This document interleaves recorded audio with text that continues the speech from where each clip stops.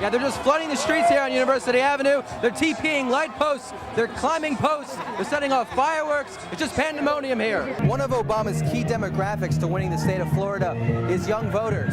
That's what brings Senator Biden here to the Rights Union lawn at the University of Florida. Scientists estimate that there are at least 2,000 Florida manatees statewide. Some come here in the winter months for the warm water.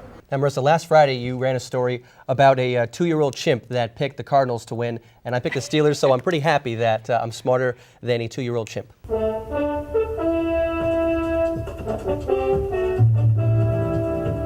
Yes, he got it. First time for our brothers. Michael Stolzenberg is just like every 8-year-old boy, addicted to video games. But what's different about him is the way he plays, with no hands.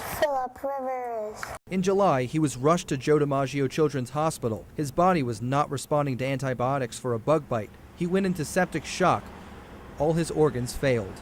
He was in a medically induced coma for 2 weeks, was on the ventilator, and had to have continuous dialysis, and spent 51 days in the ICU.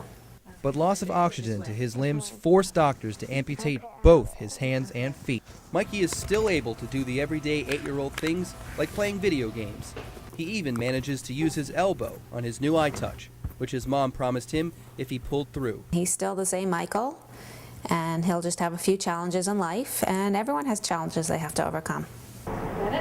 Which he tries to 3 times a week at physical therapy. He even gets to play video games there too. Michael uses the Nintendo Wii Fit system to strengthen his leg muscles. The ultimate goal, to walk again. I feel like I'm going to be able to do it again very soon. Before Michael was in the hospital, he was picked to be the starting quarterback of his Pee Wee tackle football team. Unfortunately, he couldn't suit up, but he and his family are confident he'll play again. Watching her son in the backyard, like in this home movie, gives Laura Stolzenberg hope for the future. I see him playing sports. I see him watching sports. I see him playing with his friends and getting married and having a job and having a full life, being happy. Because Michael is so young, these prosthetics have to be refitted every year. And to help with the cost, family and friends started the Michael Stolzenberg Rehabilitative Trust. And letters from all over the country keep coming in. His smiling face touched our hearts.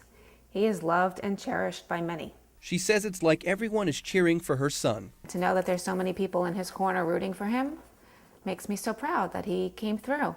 And if this is all he has to overcome in life, he's going to do it. Michael's next big step is starting the 3rd grade. For ABC News on Campus, Josh Wucher, Weston, Florida. Yes, we can. People were fired up to catch a glimpse of Barack Obama. Many didn't mind waiting in a line that seemed to stretch for miles. If he was in Georgia, we would still drive up. The battle for Florida has tightened up. A recent CNN New York Times poll shows John McCain and Obama in a dead heat, tied at 48%. The Obama campaign is spending a lot of money here in Florida, $39 million.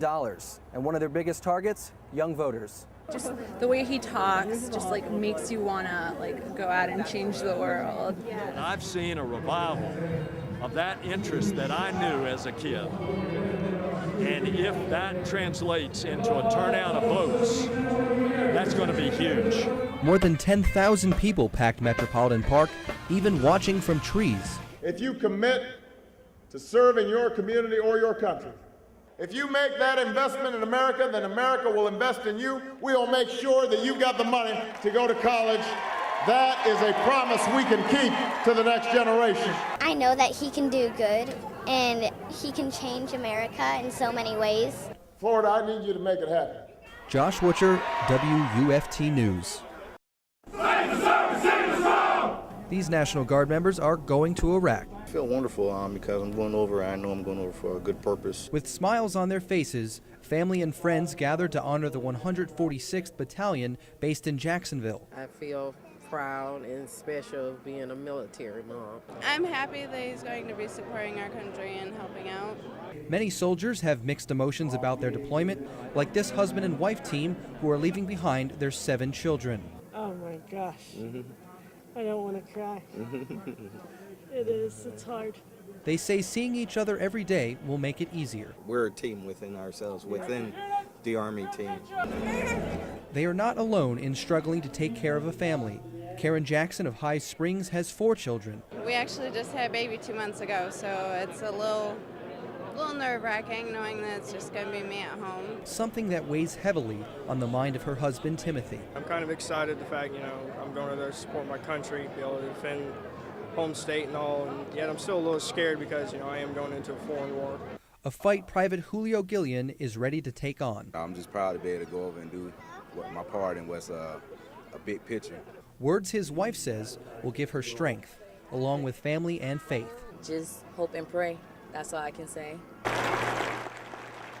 Josh Wucher, WUFT News. More than 100 people are searching for 5-year-old Haley Cummings, and so far they've found nothing. WFT's Miles Dorn is back from Putnam County and joins us from the newsroom with more on what they'll try next. Miles, good evening. Josh Wucher is standing by at the news desk with a look at the latest headlines this morning. Good morning to you, sir. Good morning, Dave. Good morning, everyone.